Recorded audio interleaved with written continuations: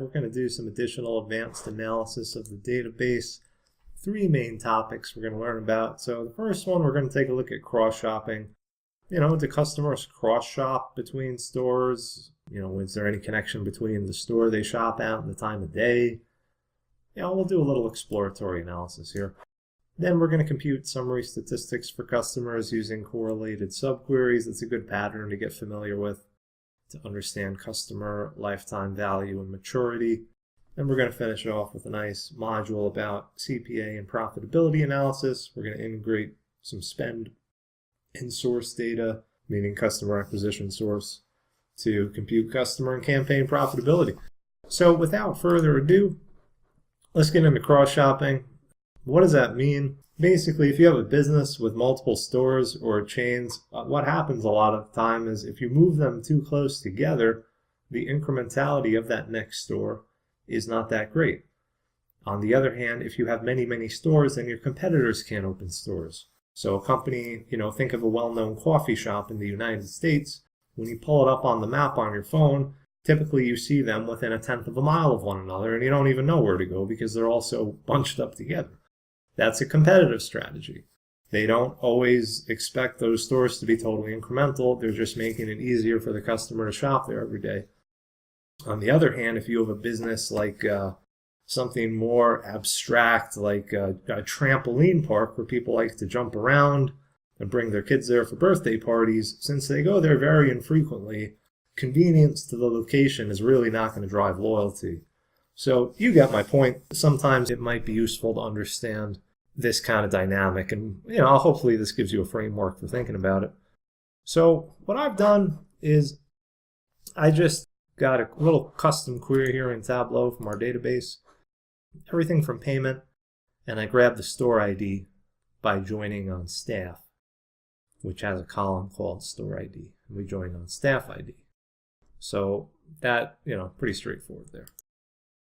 So when we look at the data, let's just take a look at the stores, right? So we have two stores. I created a metric here called distinct customers. If we look at what that is, we're just doing a count distinct on the customer ID, count D. And as you can see here, if we also bring the amount and the number of records, it does appear that each store has seen 599 distinct customers.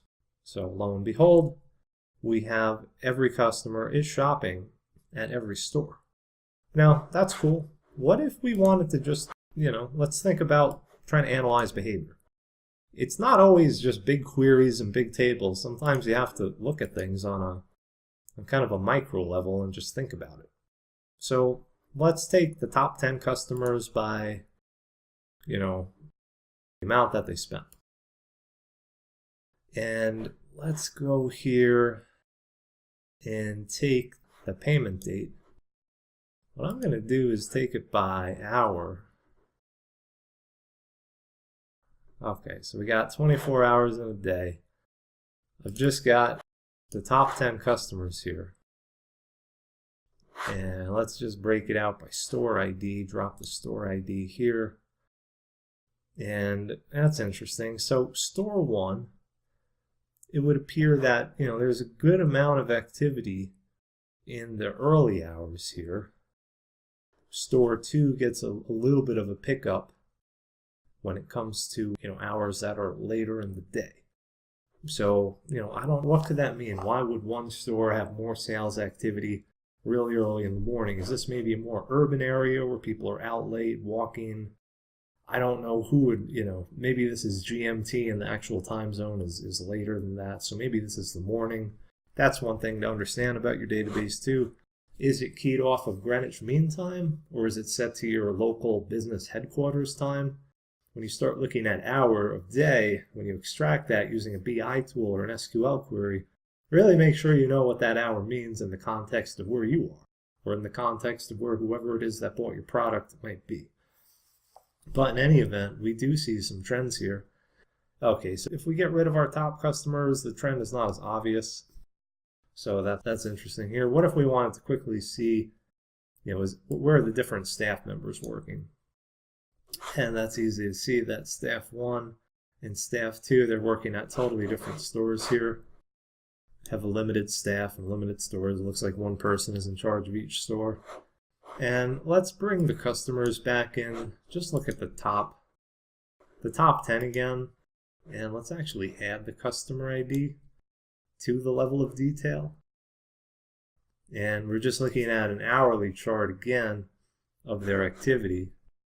So let's this is our best customer. So we'll just keep them. And it looks like a lot of their activity has happened, later at night. So this person likes to shop later at night. So that's kind of interesting here. So are there any other trends we can get from this data? It's not clear to me that there is. You might sometimes in SQL or Tableau, whatever you're doing, a lot of times people will come to you with an idea, some general idea that they have, and they may or may not know how the data and that idea are connected to actual results or improvement down the line or actions that they can take. But you need to figure out a way to give them some kind of a story, even though it might leave them hanging in terms of next steps. And, sometimes no story is good, because in all reality in business, there are only so many things that you can do that are actually going to work. The more data you have, it doesn't necessarily mean that you're better off. And a lot of times you run in as an analyst to kind of like the curse of having too much data, which is sort of analogous to the curse of dimensionality in machine learning, where you have so many different features. How could you possibly boil them all down? When you have so much data and so many tools, you can break things down so many different ways. You can look at so many different levels of detail. You can add different colors to your analysis, and you can compute more different features, and just, when you find something interesting, is it because you've been looking for so long, or is it because you legitimately found something interesting? And I would challenge you to think about as you go through your career as a data analytics person. The more you look, the more you find. But does it necessarily mean anything? Not always, to be honest. Lots of times, maybe say 90% of the time, the work that you do is just moving data around, transforming it, and, frankly, giving data to people that probably won't do anything with it. So not to be negative or anything, just kind of highlighting the fact that all these tools can't replace common sense. So that being said, we took a look at that, didn't really find anything.